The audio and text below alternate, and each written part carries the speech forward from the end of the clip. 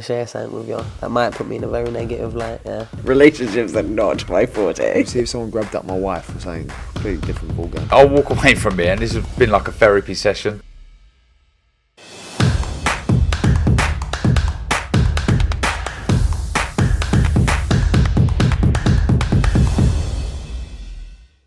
This is Mohammed for IFL TV, proudly sponsored by BLASTS. Joshua's back at the O2, April 1st against Jermaine Franklin. I guess the burning question is, Eddie, why Jermaine? I think it's a great fight for AJ. I think Jermaine did great against Dillian Whyte. It's a very, very close fight. Some people had Jermaine Franklin winning that fight. I had Dillian Whyte edging that fight, but I thought it was very competitive. I guess the unknowns about Anthony Joshua, some of the criticism will be, what does he have left? He's coming off 2 defeats. We saw mentally the last defeat was very tough for him.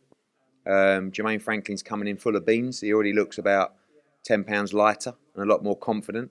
And we'll see. We'll see what Anthony Joshua has left in the heavyweight division on April 1st. I feel like it's going to be a great fight. I'm expecting a great performance from AJ. And I'm excited to sort of really start, I guess, the last big phase of his career. I don't know if it's 5, 6, 7 fights, whatever it is. But this fight may be the most important of his career. You've given the sort of upsides to why it is Jermaine Franklin. I guess people could say, how comes a Dillian Whyte fight, which has been rumoured for the summer anyway, wasn't presented for April 1st? Do you want to make comment on that? Yeah, just because we're looking to do that in a big stadium in the summer.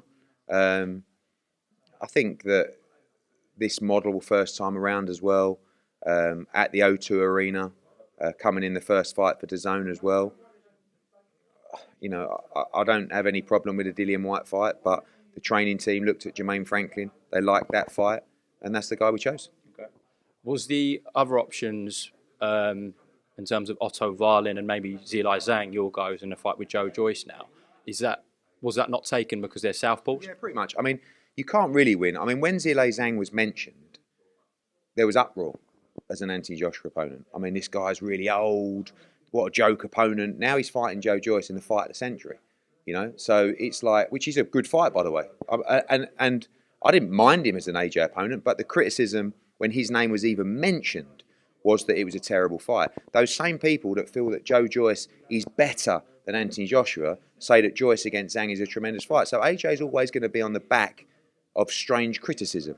On one hand, AJ's finished. On the other hand, he'll knock Jermaine Franklin out inside 3 rounds. On one hand, Jermaine Franklin's a bad opponent. These are the same people who are saying that Jermaine Franklin beat Dillian Whyte. So you can't really win. So all you've got to do is go out, do your thing, forget criticism. And this time around, I think this is about AJ worrying about AJ. For many years, to be honest with you, and one thing I'll say in this press conference today, is it's 10 years this year since AJ debuted at the O2. Everybody in boxing, me, you, Frank Warren, Ben Shalom, Sky, DAZN, should be thanking Anthony Joshua for what he's done for this sport. Because I promise you, none of us would be where we are without him. None of us. And this stage in his career, I think, is about taking care of him. For a long time, doing the right thing, being the ambassador, being nice to people, giving people their time. Now, be selfish. Out in Texas, I'm sure he's having a great time, being able to go to the cinema and the mall and coffee shops and live a normal life. Worry about yourself. Focus on yourself. Be happy and do what you love doing, which is fighting, competing and winning. Just last one in terms of the opponent pick. You wanted to rule out southpaws. I'm guessing Derek James was the same.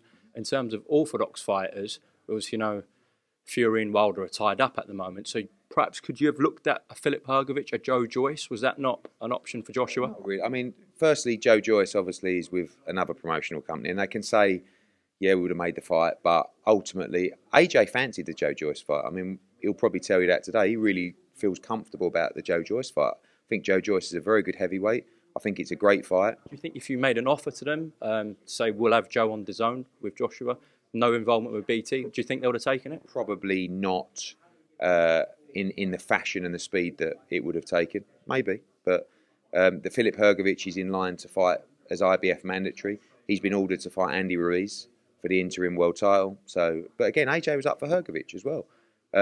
He's got his plans. He's standing by to fight for the world heavyweight title. So You know, I think this is a really good opponent. I think it's a tough fight. It's a tough style for AJ, who's a stand-up heavyweight. Franklin's full of confidence, and it will show us a lot about what AJ's got left in the tank. Quick one on the undercard. We've seen a really good couple of fights announced for that.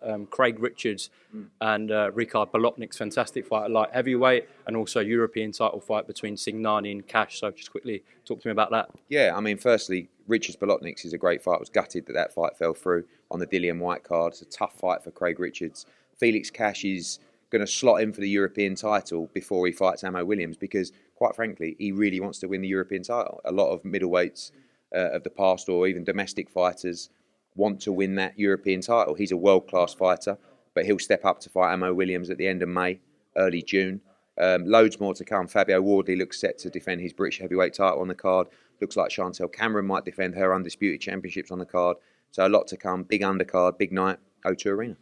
Now, with this Joshua announcement, we got the rest of the DAZN schedule up till May 20th. We did see a price increase from £7.99 per month to £19.99. Do you think the quality of your schedule justifies that price increase? Yeah, I mean, firstly, it's how you want to dress it up, isn't it? I mean, if you are someone that just dips in and out of DAZN and takes a month here and there, the price has increased to £19.99. If you are a loyal DAZN subscriber, which we know the data, the majority of subscribers are, and they're on every month, the price hasn't actually changed, really. And I think it's one for Joe Markowski, but, you know, the model is to reward those subscribers with pay-per-view fights that aren't pay-per-view. And Joshua Franklin's a great example. You know that on any other broadcast platform, Anthony Joshua would be pay-per-view. It's $24.99. It's no longer $24.99. It's $9.99 or £8.30 a month if you buy annually. So what you have to ask yourself as a subscriber is, do you, and by the way, Taylor Serrano, which would also be more likely a pay-per-view fight on Sky or on BT. Now, what you've got to ask yourself is, are you a DAZN subscriber every month? If you are, which most people watching this video are, there isn't really a price change. You have to be confident enough in Matchroom and me and DAZN that you will get value for money at £8.33 a month. When you've got Anthony Joshua in April, plus Bam Rodriguez in a big card, plus Cordina Rakimov, plus our Sheffield show, and you've got Taylor Serrano in May, you know that all the announcements we've made from February to the end of May so far, you are getting unbelievable value at £8.33 or £9.99 a month. Now, if you want to dip in and out, we don't want you to do that. We want you to stay with us every month. But if you want to do that, you can buy Anthony Joshua, and that month for $19.99 would have previously cost you £24.99 for the night. But you know, I think that the data shows us that people, that the loyal DAZN customers are there every month. And in that respect, if you want to buy an annual pass, what you've really got to decide is from June, and by the way, there's still 2 more cards to add, probably Canelo Alvarez as well, in May, that will be part of your subscription. It won't be pay-per-view his next fight. One for Joe, but as I understand it, no. And also, are you confident that from June till the end of the year, you will get value for money at £8.33 a month or £9.99 a month? And the answer is absolutely.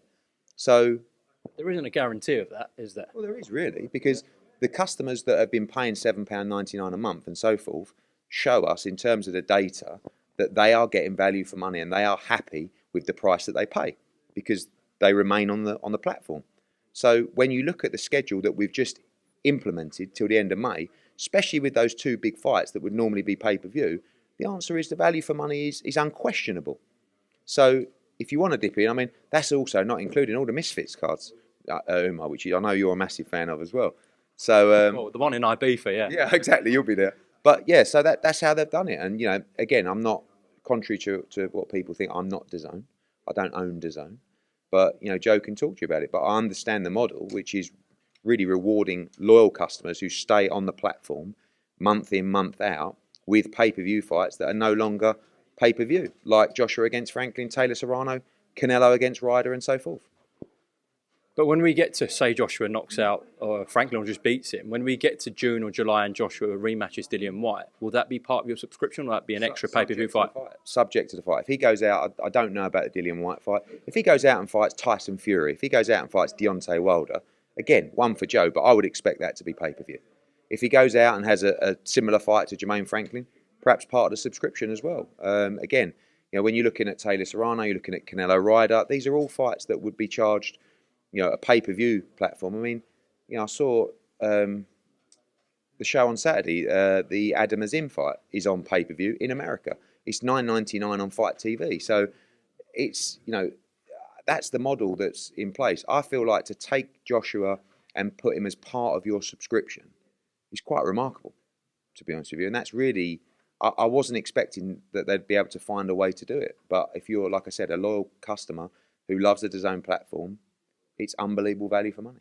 So would you say from DAZN, the feedback you've had, this price increase, if you dip in and out, if you take the flexible pass, which is £19.99 per month, would you say the quality of your shows across the board have gone up, hence the price increase, or only because Joshua's fighting on April 1st, part of that subscription? Joshua's a big part of that, as is Taylor Serrano as well. I mean, I feel like if you're dipping in and out, then you are going to take a specific fight night or a specific month where you feel like there's going to be value. If you are a DAZN subscriber and have been since the start, and there are hundreds of thousands of those in the UK, you know that the price point at $7.99 previously, or now £8.33 or $9.99, is tremendous value, especially with the schedule that we've put in place, and especially around Anthony Joshua. So the Joshua move was a big part of that as well. But the other option was to charge an additional pay-per-view on top of subscription for Anthony Joshua. So you could be paying your $7.99 or $9.99 a month, and then $24.95. So this was the one that I think is more compelling, and this was the one really where the initial plan for DAZN was to bring the pay-per-view nights, your Dillian Whites, your Taylor Serranos, your Joshua Franklins, that would traditionally be pay-per-view off and make them part of your subscription.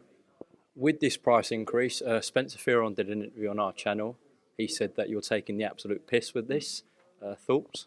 I don't think he really understands. I saw some tweets with him and Sam Jones.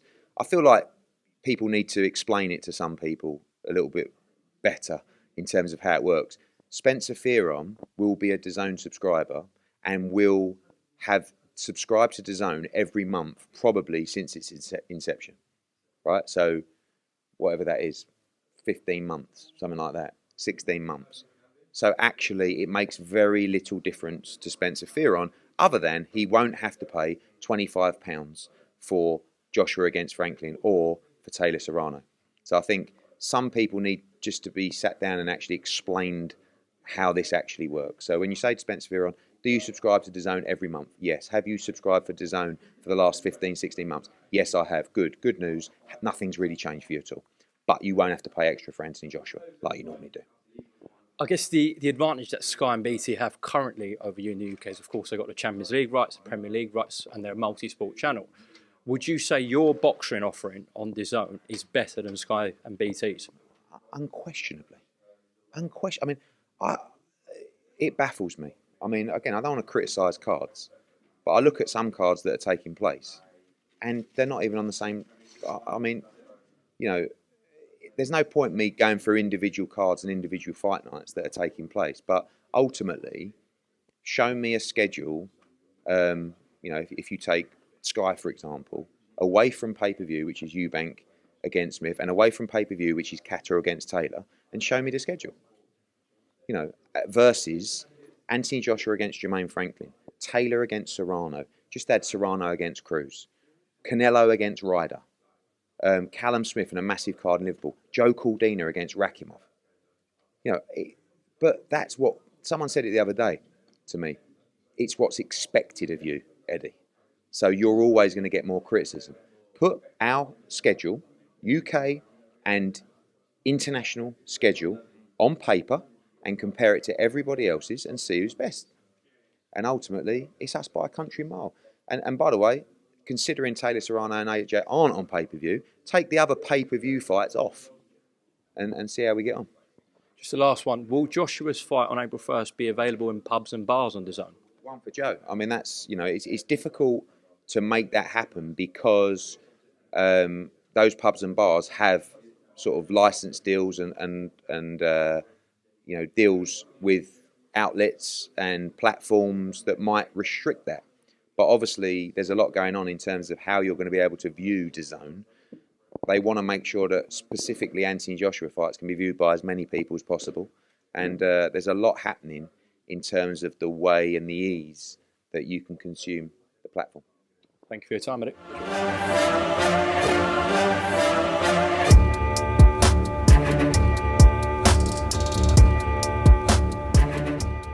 I'm going to share something with you that might put me in a very negative light, yeah. Relationships are not my forte. See if someone grabbed up my wife or something. Completely different ballgame. I'll walk away from it, and this has been like a therapy session.